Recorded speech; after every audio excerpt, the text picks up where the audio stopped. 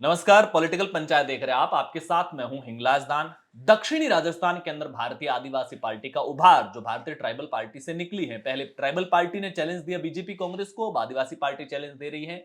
ऐसे में दक्कन का किला बीजेपी फिर से हासिल करने जा रही है और इसके लिए उसने राजकुमार रोध की घेराबंदी की पूरी तैयारी कर ली है। पहले जिस तरीके से सुप्रीम कोर्ट के जो आरक्षण से जुड़े फैसले पर जो स्टेटमेंट आया, उसके बाद में अरविंद भील नाम के युवा चेहरे को जिस तरीके से आदिवासी इलाकों में एक्टिव किया गया है और अरविंद भील ने जिस कामयाबी के साथ में लोअर कम्युनिटी मतलब जो लोगों को बहुत ज्यादा सुप्रीम कोर्ट के फैसलों में समझ नहीं होती है, उनको जिस तरीके से चीजों को समझाने की में कामयाबी हासिल की है, झालावाड़ समेत दूसरी जगहों पर उनके साथ में जिस तरीके से जन समर्थन उन्होंने हासिल करने में भी कामयाबी हासिल की है, उसके बाद में अब बाबूलाल खराड़ी का एक बयान यह साबित करता है कि कहीं ना कहीं बीजेपी राजकुमार रोध की मोटे तौर पर घेराबंदी करने की तैयारी कर रही है, जो हाल ही के लोकसभा चुनाव में कांग्रेस के समर्थन से बांसवाड़ा डूंगरपुर सीट में लोकसभा चुनाव जीतने में कामयाब रहे थे। बाबूलाल खराड़ी ने कहा कि कांकरी डूंगरी मामले में फाइल फिर से खोली जाएगी और बाबूलाल खराड़ी का कहा हुआ बयान कितना महत्वपूर्ण है उसको यूं समझिए कि 24 सितंबर के दिन ही राजकुमार रोध का एक ट्वीट भी इस मसले पर आता है।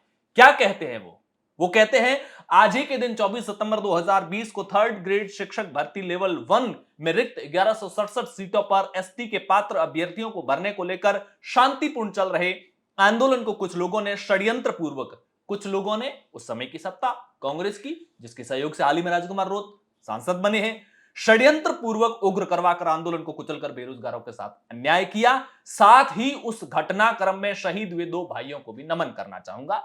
आज तक का इतिहास रहा है, सरकार कोई भी हो, आदिवासियों के आंदोलन को षड्यंत्र पूर्वक हमेशा कुचला गया है। बाबूलाल खराड़ी जो भजनलाल सरकार में मंत्री, उन्होंने कहा कि कांकरी डूंगरी मामले की फाइल फिर खोली जाएगी। 4 साल हो गए उस मामले को, फाइल फिर खोली जाएगी तो तकलीफ किसको होगी। लेकिन उससे पहले यह समझिए कि कांकरी डूंगरी पूरा मामला क्या है जिसकी भजनलाल सरकार फाइल खोलने की तैयारी कर रही है। दरअसल 2020 के अंदर कांकरी डूंगरी एक जगह का नाम है और वहां पर बांसवाड़ा डूंगरपुर के जो उस वक्त ट्राइबल एरिया के अंदर भारतीय ट्राइबल पार्टी, जो दरअसल क्या है कि भारतीय आदिवासी पार्टी जो भी राजकुमार रोध वाली है, वो राजकुमार रोध भी पिछली बार जब एमएलए थे तो भारतीय ट्राइबल पार्टी के टिकट पर ही थे और भारतीय ट्राइबल पार्टी गुजरात की पार्टी थी। छोटू भाई वसावा नाम के एक दलित चेहरे ने वहां पर 2017 में पार्टी बनाई थी। फिर 2018 में गुजरात से लगते हुए आदिवासी बहुल इलाकों के अंदर, राजस्थान के अंदर उस पार्टी ने एंट्री की थी और इसके बाद में अब चूंकि राजकुमार रोध और उनके लोगों ने कहा है कि हमको गुजरात से क्यों हैंडल किया जाए, हम गुजरात द्वारा हम क्यों कंट्रोल किए जाए, हम अगर यहां का संगठन पूरा हमारे दम पर खड़ा हुआ है तो हम फिर आदिवासी पार्टी अलग से बनाएंगे। उन्होंने अलग पार्टी बनाई, चुनाव लड़े। फिलहाल जो विधायक है जितने, वो भी आदिवासी पार्टी के टिकट पर है और राजकुमार रोध सांसद भी आदिवासी पार्टी के टिकट पर है। 2020 के अंदर डूंगरपुर की कांकरी डूंगरी जगह पर एक थर्ड ग्रेड शिक्षक भर्ती मामले को लेकर प्रोटेस्ट होता है। था क्या? दरअसल आदिवासी जो ट्राइबल एरिया है, आपको पता है कि बांसवाड़ा डूंगरपुर का पूरा एरिया ट्राइबल एरिया है। इसके अलावा सब ट्राइब एरिया के अंदर भी, सब टीएसपी के अंदर भी कुछ एरिया जाता है, जिसमें उदयपुर का है, सिरोही है, पाली है, राजसमंद और चित्तौड़गढ़, इनके कुछ एरिया सब ट्राइब प्रोजेक्ट के तहत भी, योजना के तहत शामिल होते हैं, जहां पर भर्ती निकलती है 5431 पदों पर। इस एरिया का रिजर्वेशन का कुछ फॉर्मूला बाकी एरिया से अलग होता है। इसमें क्या होता है, 50% जनरल के लिए होता है, इसके अलावा 45% माफी चाहूंगा, एसटी के लिए रिजर्व होता है और 5% एससी के लिए रिजर्व होता है। जाहिर सी बात है 5431 पदों पर भर्ती हुई थी, तो जनरल को छोड़ दिया जाए तो 2721 पद एससी और एसटी के हो गए और 2721 पद ही जनरल के हो गए। लेकिन हुआ यह कि जनरल की जो, चूंकि जनरल में रीट में मिनिमम 60% चाहिए थे, जबकि एसटी को रीट में मिनिमम 36% नंबर चाहिए थे पास होने के लिए। तो चूंकि जनरल में 60% चाहिए थे, इस वजह से पूरे पद भरे नहीं गए, क्योंकि बहुत सारे अभ्यर्थी जो 60% क्रॉस वाले थे ही नहीं। इसकी वजह से यहां पर 1167 पद खाली रह गए। खाली किसके रहे? जनरल के रहे। लेकिन उस समय भारतीय ट्राइबल पार्टी के सहयोग से, समर्थन से एक आंदोलन खड़ा किया गया और एसटी हिस्से के लोगों की यह डिमांड की गई कि अब जो ये खाली पद बचे हैं, हमारा जो रिजर्वेशन वाला हिस्सा था वो तो हम खा चुके हैं, अब जो ये जनरल के हिस्से का बचा है ये भी एसटी के हिस्से से भरा जाए, यानी कि इसकी जो बेंचमार्क है, जो रीट के जो मिनिमम नंबर रिक्वायर्ड है, वो 60% न रख करके 36% पर लाया जाए। इसको लेकर के 18 दिन तक 2020 के अंदर आंदोलन चला था।